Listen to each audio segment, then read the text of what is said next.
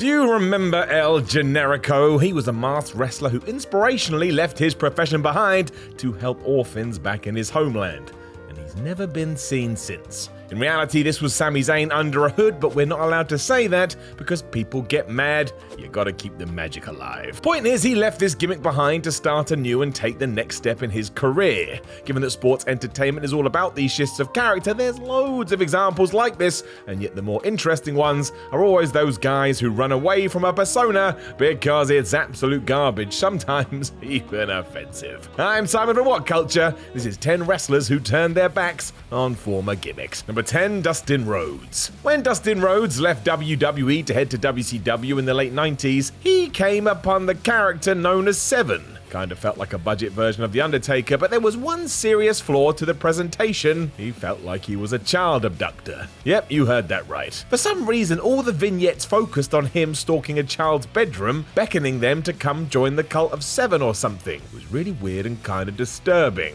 Or at least that's how Turner standards and practices saw it. As soon as they caught wind of it, it was canned, meaning when Dustin arrived, he basically trashed this gimmick, blaming the powers that be. The whole thing was scripted as Vince Russo relied on that tried and tested idea of acting like everything was a shoot, and Rhodes was then reborn as the American Nightmare. And I'm pretty sure I've heard that somewhere before. Number 9, Chaz. Poor Chaz Warrington. While he found some success along with Thrasher as one half of the Headbangers, we all know how much WWE enjoys breaking tag teams up. In fact, it's often the case pairings are formed to be broken up, and it's a crapshoot in terms of what gimmick you're gonna get. My word, did Chaz pull the short straw? Because for reasons I will never understand, in 1998 he left behind his metal ways to become Beaver Cleavage, an adult male who still, it was hinted, was being breastfed by his attractive mother. Can somebody explain this to me? Because it's never going to headline WrestleMania, is it? Win the main event and then go and do this? I hate wrestling. WWE seemed to realize this as Chaz had a meltdown mid-promo telling Michael Cole he couldn't do this anymore before transforming into his real self and revealing his mum was actually his girlfriend. That sounds far worse than I meant it to, but I feel like we've talked about Beaver Cleavage enough. Let's move on.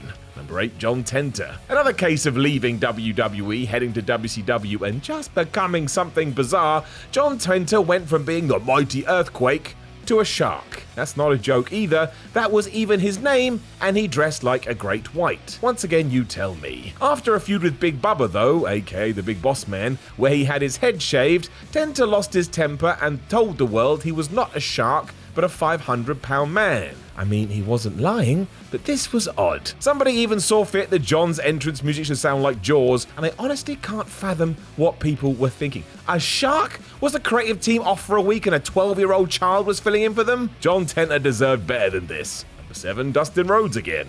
Yep, he's back, although this time we're focusing on 1998, where WWE was embracing the Attitude Era and decided that Goldust needed something different to allow him to exist within this new reality-based world. This was coming after the artist formerly known as Goldust, which is up there with some of the oddest stuff you'll ever see in wrestling, but now it was time to ditch it altogether. Marching out on Raw with a pinpoint plan, Dustin killed his former persona by burning his ring gear, while saying that this was all the product of Vince McMahon's sick imagination. He blamed this role on every problem he'd ever experienced, as once again he just tried to have a run as himself. Even told Vince to remember the name of Dustin in the same vein of his now deceased character, and really it would be another 20 years before he was actually given the leeway to make this work. Number 6, Mitsuharu Misawa. The saying is that a leopard can never change its spot, but on the 14th of May 1990, Mitsuharu Misawa proved that incorrect when he went tiger on our ass. For you see, on that day, as he was tagging with future rival Toshiaki Kawada, he instructed his partner to remove this mask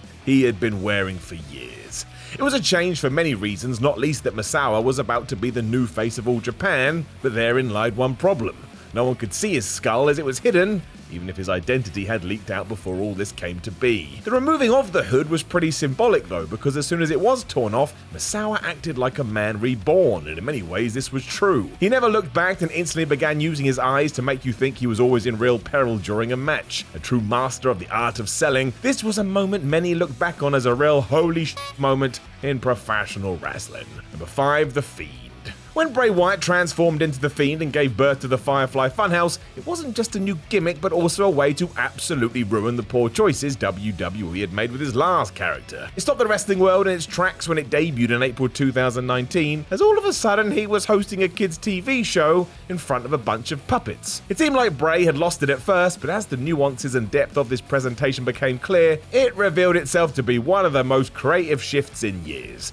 Wyatt spent nearly all of his time trying to move away from the Eater of Worlds, even though it was this nightmare which both haunted him and fueled him forward. So he not only left it behind, but also used it as a foundation for the Fiend, because Bray Wyatt, ladies and gentlemen, was born to do it. Number 4, ACAIN. There was nothing good about this. Although he was once the one-man gang, WWE all of a sudden decided they needed to do a rebranding, so they turned him into ACAIN, the African Dream. How did they ever get away with it? For one, all the videos beforehand that were meant to be shot in Africa definitely were not, and when you saw the tribal dancers surrounded by a bonfire, well, it was bad. It was really, really bad. Manager Slick yelled at Mean Gene Okerlund that this was not the one-man gang as ACAIN joined in, talking in jive. This was offensive and pointless, and it was only done as a swipe at Dusty Rhodes, who of course was the American Dream. And did this help business or get people excited about wrestling? No. No, it did not. Number 3, Jacques Rougeau. Jacques Rougeau wore many hats when he was in WWE, but the most successful was probably alongside Brother Ray, as they told audiences that America sucked. But his most remembered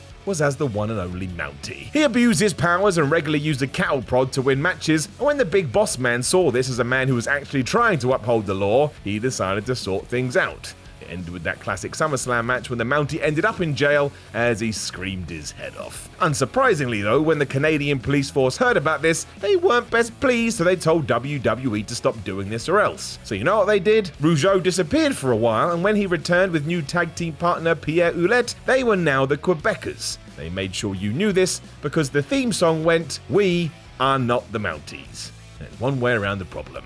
Number 2, The Godfather. These days, Charles Wright will tell anyone that his shift in 2000 from the pimp to a member of the RTC was a bad one. It wasn't something he felt comfortable doing, and he thought it was stupid. Kinda was. This group existed simply so Vince McMahon could take a shot at the Parents-Teacher Council, who would shout from the rafters that Monday Night Raw was a horrendous show that should be shut down. So anytime the program did start to get out of hand, out came the Right to Censor trying to stop this madness. Wright was indeed among their ranks, as he had realized that being involved in the sex trade wasn't a good idea, and this was the best way to help out. Charles doesn't agree, as we've already stated, and yes, he straight up hated it. Number 1, Emelina. Can somebody please explain this to me? It has been years and I still don't know what happened. For months, too long to be honest, WWE teased that Emma was gonna become Emelina. It was gonna be a massive transformation, even though WWE didn't actually have a clue what it was gonna be.